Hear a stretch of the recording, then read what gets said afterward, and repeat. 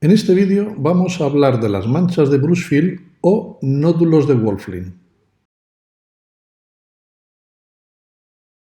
En 1902, Wolfling describió unos nódulos blanquecinos que se presentaban característicamente en iris claros o en iris poco pigmentados.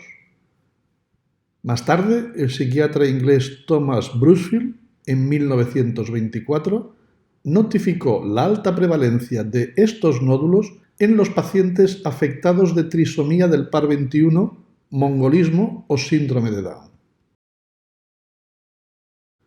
Las manchas de Brushfield o nódulos de Wolfling se describen como manchas blanco-grisáceas que se disponen concéntricamente a la pupila formando un anillo que suele situarse desde la zona media del iris hasta la periferia del iris según los casos.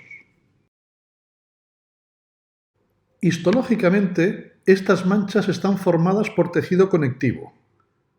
Son zonas de hiperplasia del estroma iridiano rodeadas por una zona de hipoplasia relativa, como ya demostraron Püssner en 1958 y Jaeger en 1980. Se consideran un rasgo normal, no patológico. Según diferentes estudios, la prevalencia de estos nódulos en los pacientes afectados de síndrome de Down varía entre el 35 y el 78% y son más frecuentes en individuos de raza europea que en los pacientes con ascendente asiático. Solamente han sido descritos, como hemos dicho, en iris claros o poco coloreados, si bien estudios más recientes con luz infrarroja han demostrado también la presencia de estos nódulos en los iris oscuros.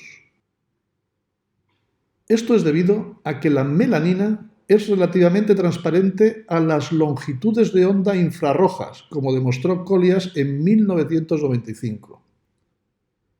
Las características del iris situadas debajo de la capa pigmentada del borde anterior se revelan en el examen con luz infrarroja y se pueden apreciar la presencia de estos nódulos en iris más pigmentados.